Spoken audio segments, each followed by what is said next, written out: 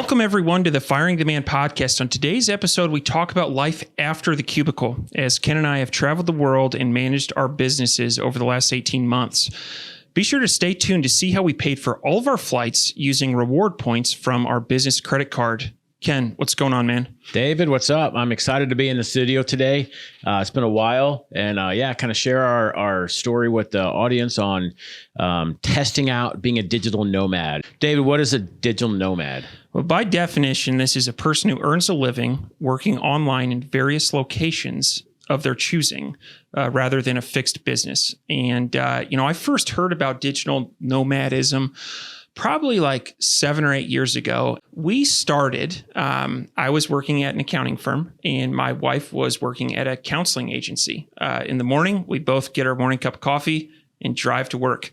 And then we'd come home at 5 or 6 and we had to do that Monday through Friday. And we just kind of longed for this idea of being a digital nomad. And so curious, like, when was the first time you heard that phrase? Yeah, so probably the same thing where, probably 7 or 8 years ago, I'm looking at I was kind of at a lull in my career, looking around, okay, what else is out there? And I'm peeking out on YouTube and there's digital nomads. Oh, hey, I'm living in Thailand. Chiang Mai, I think is the home for digital nomads. And so I began watching, following some people, some influencers on YouTube and kind of looking that so it's been about 7 or 8 years. And just like with everything else with influencers on YouTube, they're going to make it look like, oh, hey, I'm living the life, follow me, click here. And, it was really exciting to me to see that visually, like, oh, I want to be on the beach all day long and I want to, not have any cares in the world. And so, on this, episode, we're going to kind of share our experiences we've tested the waters on this and what does that look like and how realistic is that? And so, David, for you, like what does that look like?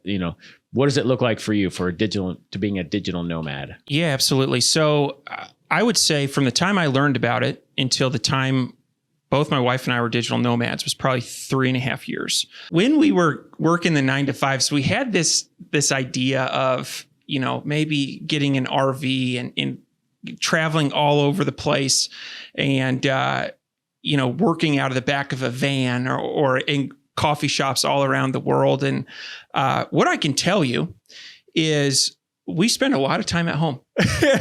That seems crazy. We, for the longest time, kind of longed to be able to go anywhere. And now that we are able to go anywhere, what we've realized is we really like being at home.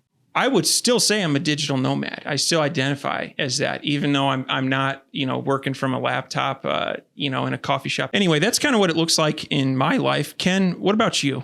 Yeah, so I want to share a story, and this is one of the influencers that I followed on YouTube for a while. It was a couple, and they had a small baby, an infant, still crawling, and this couple, they were digital nomads, and also it's just kind of cool, like you think of your day-to-day life of going into a cubicle or to a job into a physical space and coming back. And sometimes it gets monotonous. And it's really like I have and for all the listeners, everybody's personal life is different. And so you may have children, you may not, you may have young children, you may have older children. It's going to really dictate how you're going to be, how much of a digital nomad are you going to be? How far on the spectrum? And so for me, go and travel anytime I want to. And so having that flexibility of not being able to put a request into my boss, hey, can I take a week off?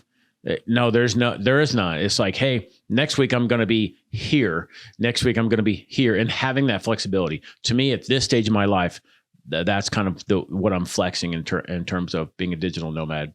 I think from, what both you and I said, when we were on one side of the fence, when we were employed, we looked on the other side of the fence and thought travel. That's what digital nomad means. It means travel. Anyway, anything else on this before we turn the corner? No, let's talk about tips and tricks for traveling while we're working.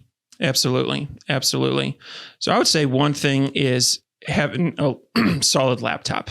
You know, if you look at what it takes to start this business, it's really not a lot. You need money for inventory and you need a computer. I run my business off a MacBook Pro, and about every 2.5 years, I will have something go wrong and I'll get pissed off and I'll go to the Mac store and buy a new one. Yeah, I think having a laptop is number one here.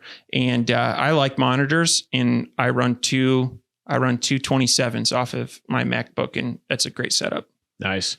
Yeah, I totally agree. And one thing to add on to that, on the laptop, while traveling, and it's something that I've done over the last several years. I also, not to brag, but I also used to build computers that were tanks, and that is ancient history now, because I cannot take my tank with me to a coffee shop. Try to use all of your tools online. And so like having like remote storage, just try as much as you can having it online, because at the end of the day, if something happens to your laptop, if someone steals your laptop, if you drop it in a coffee shop and it breaks, if you have everything locally on your laptop, you're pretty much screwed. If you save everything to, Dropbox or Google Drive, if all of your stuff is web-based, and all you have to do is go get another laptop, log into your Google Chrome, and everything is there. And so it's almost like a quick recovery. Next thing on the list here is noise canceling headphones.